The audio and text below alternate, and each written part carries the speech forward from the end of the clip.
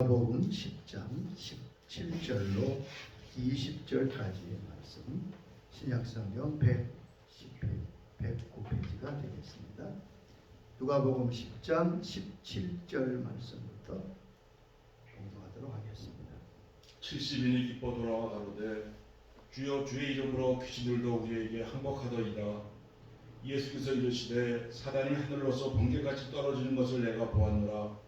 내가 너희에게 뱀과 정갈을 밟으며 원수의 모든 능력을 제어할 권세를 주었으니 너희를 해할 자가 결코 한 거 없으리라. 그러나 귀신들이 너희에게 항복하는 것으로 기뻐하지 말고 너희 이름이 하늘에 기록된 것으로 기뻐하라 하시니라. 아멘. 믿는 자의 권세 말씀을 계속드리겠습니다. 딘셔만 설교사는 예수 전도단 소속으로 파푸아 뉴기니아에서 여러 달 설교를 했습니다. 그런데 아무리 노력해도 열매가 맺지 못합니다. 아무 성과도 없습니다. 그는 답답하여 일주일간 금식하며 하나님의 응답을 기다렸습니다. 주님, 무엇이 잘못되었습니까? 내가 어떻게 해야 되겠습니까? 그 찬바닥에 누워서 하나님 앞에 간절히 기도하는데 주의 음성이 그의 마음속에 들렸습니다. 이 지역은 지금까지 어두움의 세력이 지배하는 곳인데 이 어두움의 세력은 한 번도 도전을 받은 적이 없다. 이 어두움의 세력을 대항하는 가장 효과적인 방법은 찬양하는 것이다. 이 디선유사는 어안이 벙벙했어. 한 번도 자기는 그 지역을 지배하는 영적 세력에 대해서 생각해 본 적이 없었거든. 그는 동료 선교사와 함께 영적 전쟁을 시작해서 결국 승리하게 됩니다. 그분의 책 모든 그리스도를 위한 영적 전쟁에서 자기의 경험을 쓰고 있습니다. 나는 가는 지역마다 어떤 뚜렷한 차이를 느끼게 되었다.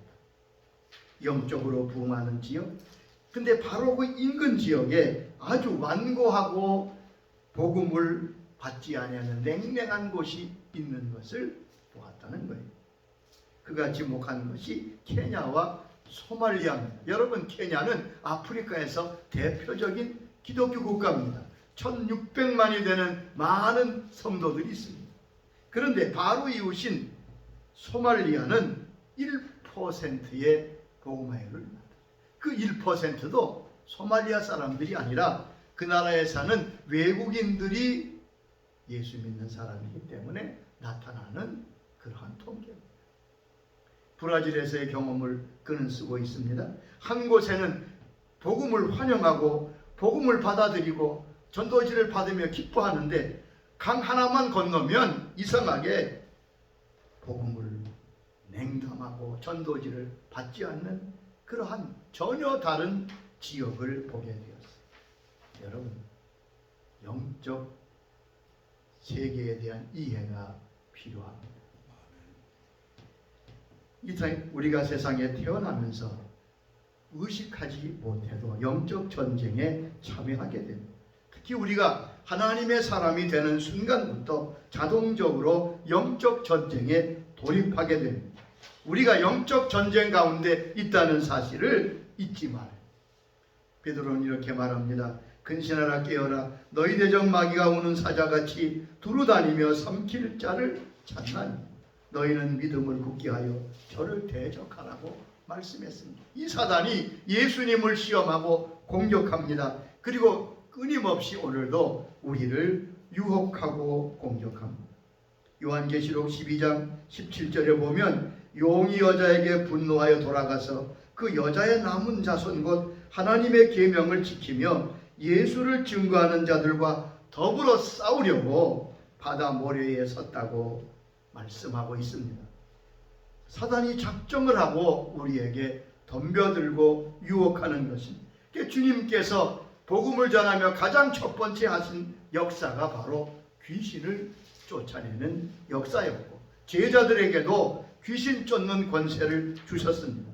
그리고 예수 믿는 저와 여러분에게도 귀신을 쫓아내는 믿는 자의 권세를 허락하여 주셨습니다. 우리가 지난주에 상고한 대로 예수 믿는 자에게 이런 표적이 따르는데 그 첫 번째가 무엇이었지요? 내 이름으로 귀신을 쫓아내. 이 권세는 믿는 자에게 주신 것입니다. 먼저 우리는 이 사단의 정체를 알아야 합니다. 사단의 전략을 우리가 먼저 알 필요가 있습니다. 사단은 어떤 전략으로 우리에게 대하느냐? 두 가지 전략을 가지고 사람에게 접근합니다. 첫째는 마귀와 귀신이 없다고 무시하도록 만들자. 귀신이 어디냐고. 여러분, 놀랍게도 많은 사람이 귀신이 없다고 그래요. 마귀가 없다고 그래요. 그게 마귀의 전략입니다. 마귀가 없다고 해서 없습니까? 마귀가 없다는 자에게 마귀가 공격하지 않나요? 예. 또 하나는 마귀와 귀신을 두려워하게 하는 전략입니다. 전혀 두려워할 존재가 아닌데 사람들은 두려워합니다. 영적 무지가 얼마나 위험한가 하는 것을 우리가 알 수 있습니다. 마귀는 어둠 속에서 활동합니다. 빛을 비추면 도망하게 되었습니다. 내가 누구고 주님이 내게 주신 권세가 무엇인가를 아는 것이 매우 중요합니다. 자, 먼저 사탄은 어떤 존재입니까? 사탄은 이사야 14장 12절로 15절이나 에스겔서 28장 12절로 19절에 너무 잘 나타나 있습니다. 사탄은 인격적인 존재입니다. 사탄의 기원에 대해서 이 두 성경이 우리에게 말씀하고 있음을 알 수 있습니다. 사탄은 본래 천사로 지음받은 존재입니다. 천사로 지음받았습니다. 에스겔 28장 13절 보면 내가 지음을 받던 날에 그렇게 말합니다. 높은 지위의 천사로 사단은 지음받았습니다. 여기 보면 28장 에스겔 28장 14절에 보면 그룹이라는 천사의 명칭으로 기름 부음 받은 그룹이라고 사단을 말하고 있는 것을 알 수 있습니다. 자, 이 기름 부음 받은 그룹이라는 말은 이 그룹이라는 말은 천사의 한 종류입니다. 천사가 많지만 그 직임에 따라서 불리는 명칭이 있습니다. 이 그룹 천사는 하나님께 예배하고 경배하고 하나님을 섬기는 천사들입니다. 자, 그런데 사단은 하나님을 경배하는 그룹 천사의 기름 부음 받은 그룹이라는 말은 천사장으로 지음받았다는 뜻입니다. 하나님을 경배하고 찬양하는 가장 중요한 지위의 천사로서 이 사단이 루시퍼가 지음받았습니다. 그리고 28장 13절 보면 사단이 했던 일을 말합니다. 거기 뭐라고 말씀합니까? 내가 지음받던 날에 소고와 비파가 준비되었다. 즉 음악을 담당하는, 찬양을 담당하는 천사였습니다. 자, 그런데 사단이 교만하여 하나님을 대적하는 자가 되었습니다. 사단이 사단된 이유는 하나님을 대적했기 때문이죠. 자, 이사야 14장 13절로 14절을 한번 읽어보도록 하겠습니다. 이사야 14장 13절 14절 구약성경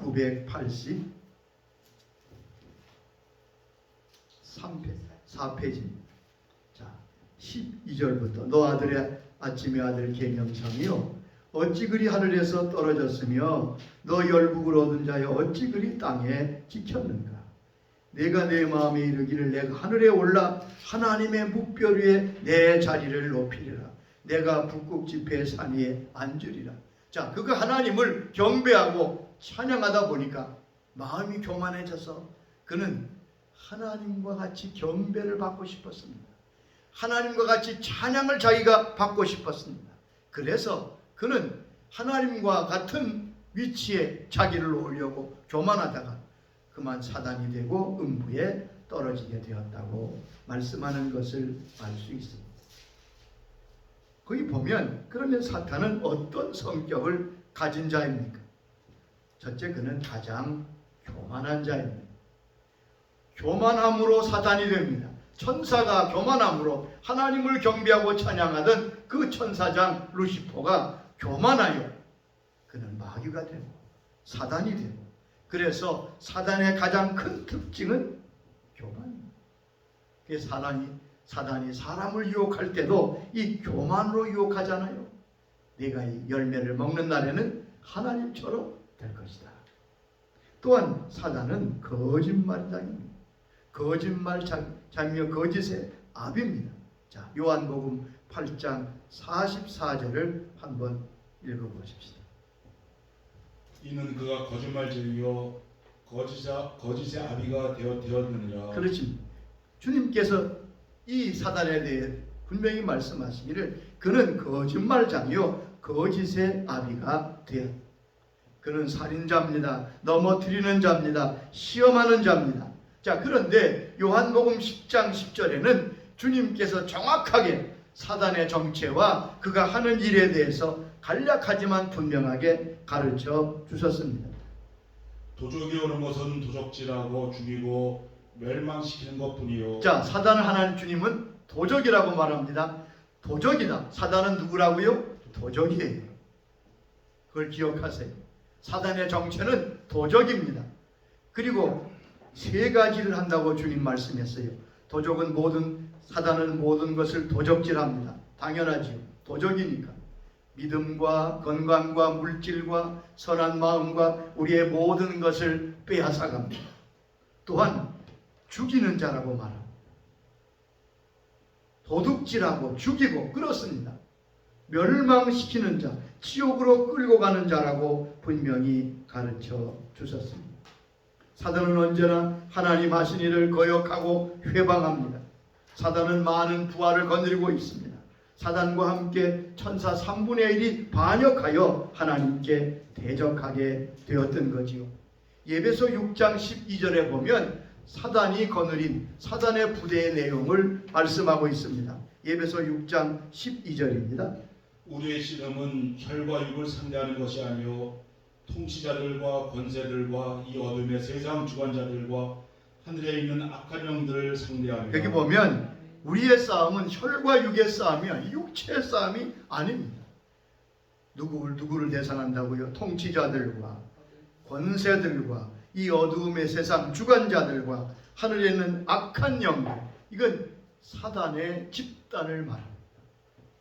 이것들이 오늘 우리를 공격하고 우리에 대해서 대적하는 악한 무리요, 마귀요, 귀신이요, 악한 영들의 이름이 거기에 기록되어 있습니다. 여러분, 우리는 우리의 대적을 분명히 알아야 합니다. 그래야 이길 수 있습니다. 우리에게는 분명히 우리를 대적하는 대적이 있습니다. 자, 그리고 사단은 어디를 공격합니까? 사단과의 싸움터가 어디입니까? 전쟁에서 전략적 요충지를 확보하고 있으면 전투에서 유리하고 이길 수 있게 되는 거죠. 성경은 우리가 사단과의 전투에서 전략적으로 지켜야 될 것이 어딘가를 말씀했습니다. 자, 들판에서 싸우는 게 아니에요. 사단과 우리는 이것을 잘 지켜야 우리가 사단과의 싸움에서 이길 수 있습니다. 첫째, 우리가 지켜야 될 요새는 생각입니다. 생각을 통해 역사한다. 하나님은 사람에게만 생각할 수 있는 능력을 주셨습니다. 그렇기 때문에 이 생각이 영적 전투의 전투장입니다. 생각은 세 가지예요. 내 생각이 있지요. 하나님이 주시는 생각이 있습니다. 하나님이 종종 내 마음속에, 내 생각 속에 말씀하십니다. 또한 세 번째는 사단이 넣어주는 생각이 있습니다.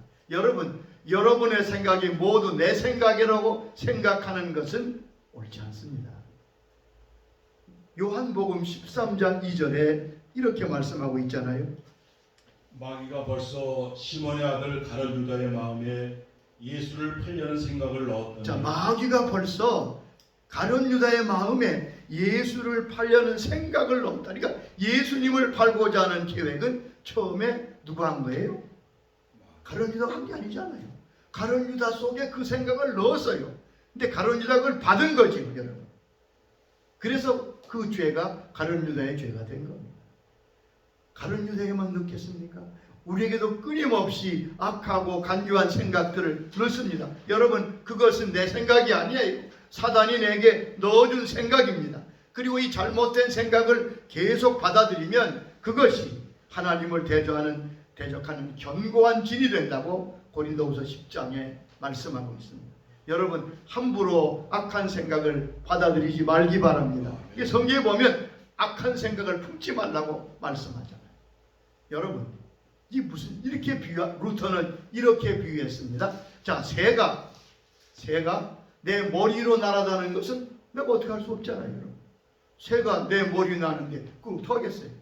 그러나 새가 내 머리에 둥지를 틀면 누구 책임입니까? 내 책임이죠. 마찬가지. 자, 생각을 마귀가 내게 넣어주는 거야. 우리가 어떻게 했어요? 내 힘으로 막을 수 없지요. 그런데 그것을 내가 품는 것은 내 책임인 거야. 악한 생각을 우리가 그 내 생각이 아니에요. 이 악한 사단 물러가라. 생각을 버립니다. 쓰레기를 창밖으로 버리듯이. 그래서 우리가 생각을 잘 지키시기를 바랍니다. 잘 지켜야 돼요. 생각은 누가 안 보니까 함부로 한다. 아니요. 그 생각이 사단의 공격 요새인 것을 잊지 마세요. 두 번째, 마음입니다. 자, 성경에 나오는 마음은 그 사람의 태도와 감정입니다. 자, 무엇보다 지키기 어려운 것이 마음이고 중요한 것이 마음이라고 성경은 말씀합니다. 사단은 이 마음의 불화살을 계속 쏘고 있습니다. 잠언 4장 23절에 이렇게 우리에게 말씀하고 계심을 알 수 있습니다. 잠언 4장 23절. 자, 그 뒤에 보세요.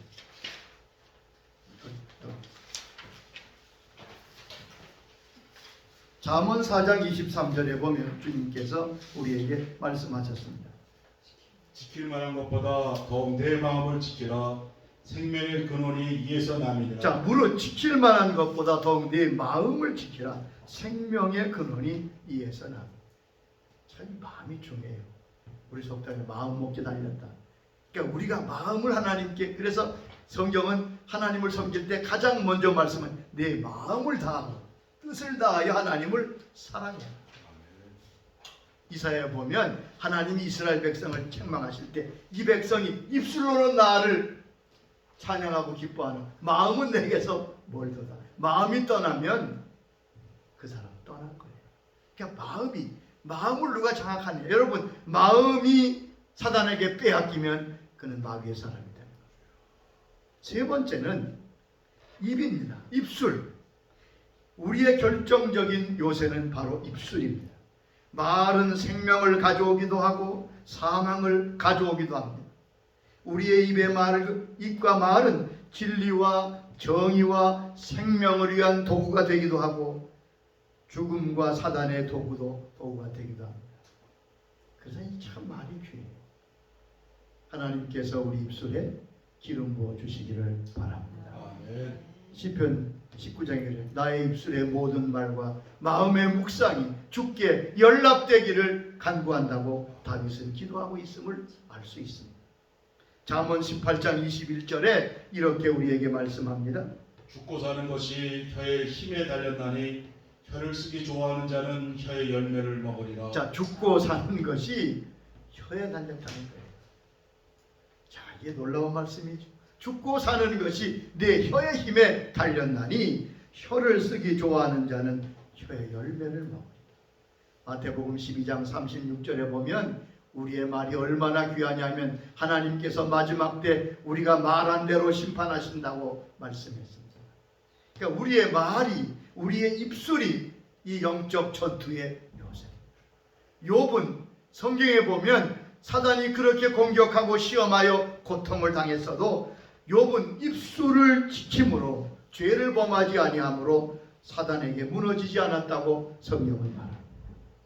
함부로 말하지 않기를 바랍니다. 자, 그러면 어떻게 우리가 사단을 대적할 수 있습니까? 어떻게 싸워서 승리할 수 있습니까? 먼저 우리는 성경적 진리와 예수님의 말씀을 바로 알고 믿음에 굳게 서야 할 것입니다. 예수님을 믿는 자에게 주님은 악한 사단을 제어할 권세를 주셨다고 말씀하고 있습니다. 자, 여러분, 우리 주님이 말씀하신 이 말씀을 믿음으로 붙들고 굳게 서야 할 것입니다. 마가복음 16장 17절에 약속하셨습니다. 믿는 자들에게는 이런 표적이 따르리니 그들이 내 이름으로 귀신을 쫓아내며. 자, 믿는 자들에게는 이러한 표적이 따르리니 첫 번째가 뭐예요? 그들이 내 이름으로 귀신을 쫓아내며. 누가복음 10장 19절 내가 너희에게 뱀과 정갈을 밟으며 원수의 모든 능력을 제어할 권능을 주었으니 너희를 해할 자가 결코 없으리라. 자, 70인을 보내서 보고할 때 주님, 귀신들이 주의 이름으로 쫓겨나는 것을 봤어요. 너무 기뻐하니까 내가 너희에게 뱀과 전갈을 밟으며 원수의 모든 능력을 제어할 권능을 주셨다. 누구에게 줬다는 말입니까? 우리에게 줬다는 말이에요. 주님은 모든 사탄의 통치와 권세를 무력화시키시고 발로 밟으셨습니다. 그리고 그 권세를 교회에 위임하셨습니다. 그래서 우리는 권세가 있는 거예요. 여러분, 권세가 무엇이지요? 위임된 능력, 그게 권세예요. 그러니까 우리는 권세를 가졌지만 능력은 없어도 권세가 있기 때문에 그 권세는 능력을 배경으로 합니다. 그러니까 우리의 권세의 배경은 누굽니까? 예수님이지. 하나님이 우리 능력의 배경이신 거예요. 그래서 나는 그리스도의 권세를 위임받은 자입니다. 그리고 그 권세를 사용해야 합니다. 여러분, 권세를 가진 것과 권세를 사용하는 것은 다른 문제입니다. 많은 그리스도인들이 이 권세가 있는 줄을 몰라요. 그리고 안다 해도 사용할 줄을 몰라요. 사용할 수 있기를 바랍니다. 여러분, 그 바보와 왕자, 거지와 왕자라는 동화가 있지요. 제가 그 생각이 나요. 거지와 왕자, 거지와 왕자가 그만 그 위치가 바뀌어서 거지가 왕자가 되고 왕자가 거지가 됩니다. 다시 잘 일이 성사가 돼서 다시 자기 위치를 찾습니다. 자, 그런데 다시 자리로 돌아온 왕자는 왕의 권위의 상징인 옥새를 찾는데 옥새가 어딘지 물어봅니다. 그들이 거지가 잘 모르겠다. 그래 가져온 거 보니까 옥새를 정말 가져왔어요. 근데 이 거지는 그 옥새를 가지고 있었지만 그것이 어디에 쓸 줄 몰랐던 거예요. 거지의 말이 뭐예요? 자기는 그걸 호두깨를 내서 그래요. 옥새가 새로 만들었으니까 호두를 주면 호두를 깨려고 그 옥새를. 여러분, 그 옥새가 뭡니까? 그 옥새로 찍으면 모든 왕의 명령이 출납되는 놀라운 권한이 있는 건데 가지고 있었지만 잘 모르니까 호두나 키는 됐어요. 여러분, 권세가 바로 그렇습니다. 권세를 사용해야 합니다. 여기 보면 야고보 4장 7절에 그 말씀을 하고 계신 겁니다. 마귀를 대적하라 그리하면 너희를 피하리라. 자, 마귀를 대적하라 그리하면 너희를 피하리라. 이게 무슨 말입니까? 마귀를 대적하라는 말은 마귀에 대해서 권세를 사용해라 그런 말이에요. 그리하면 피한다는 말은 원문의 뜻을 보니까 무서워서 도망가는 거예요. 마귀를 대적해 우리가 예수 그리스도의 권세로 외치면 마귀는 뭐 우리가 두렵겠어요? 우리 뒤에 계신 예수님이 무서워서 도망친다는 거예요. 자, 그러면 마지막으로 권세를 사용하는 방법이 무엇입니까? 예수 그리스도의 이름으로 명하는 것입니다. 그게 권세를 사용하는 예수 그리스도로 명하노니 이 더러운 귀신아 물러가라. 그러면 물러가. 이 병마야 물러가라. 요술이나 주문이 아닙니다. 예수 이름으로 명하면 됩니다. 왜냐하면 주님이 약속하셨어요. 너희가 내 이름으로 귀신을 쫓아내.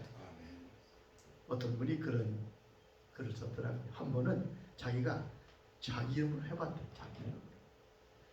자기 이름으로 하니까 귀신이 웃으면서 야, 내가 내 이름을 왜 들으냐. 그렇습니다. 그렇죠. 자기 세상에 다른 이름으로 어떻게 귀신이 쫓겨나가겠어요. 그러나 예수 그리스도의 이름으로 행하면 역사는 일어나게 돼 있습니다. 자, 그런데 주의할 것은 예수 이름으로 외칠 때 믿음으로 행하시기 바랍니다. 여러분, 영적 권세는 믿음으로 행할 때 그 역사가 나타나는 겁니다. 자, 믿음으로 행한다는 게 무슨 뜻입니까? 믿음으로 선포한다는 게 무슨 뜻이에요? 자, 여기서 많은 사람들이 실수합니다. 어떤 때는 믿음으로 예수 이름으로 선포해도 귀신이 쫓겨나가지 않는 것처럼 보여요. 그러면 사람은 낙심합니다. 여러분, 우리의 믿음의 근거를 성경 말씀에 두어야 합니다. 어떤 현상이나 어떤 상황에 두면 안 됩니다. 당장 징후가 없다 하더라도 믿음으로 말씀에 입각해서 그 말씀의 근거에서 믿음으로 선포하면 반드시 그 역사는 하나님이 책임지게 되는 것입니다. 상황에 상관없이 징후에 상관없이 하나님께 믿음으로 외치면 주께서 역사하십니다. 믿음의 권세를 사용하시기 바랍니다. 결과를 주님께 맡기고 우리 주위의 악한 것들을 외치고 승리하는 하나님의 사람들이 될 수 있어야 될 것입니다. 이 믿음의 권세를 사용하는 범위는 첫째 두 가지입니다. 첫째는 내 자신에 대해서 행사하는 것. 두 번째는 내가 범위가 미치는 내 가족을 향해서 이 예수 이름의 권세를 사용할 수 있습니다. 여러분, 담대하게 그리고 믿음으로 믿는 자의 권세를 사용해서 이 믿는 자의 권세를 가지고 오늘날 밀물처럼 몰려오는 이 악한 세력에 대하여 승리하는 하나님의 사람들이 다 될 수 있기를 주의 이름으로 축원합니다. 아멘. 기도하겠습니다. 주님 감사합니다. 주의 이름에 권세를 주셔서 감사합니다. 이 권세를 이제 믿음으로 사용할 때 주의 영광이 나타나고 하나님 살아계심이 나타나서 하나님의 나라가 우리의 삶 가운데 임하게 하여 주시옵소서. 예수님의 이름으로 기도드리옵나이다.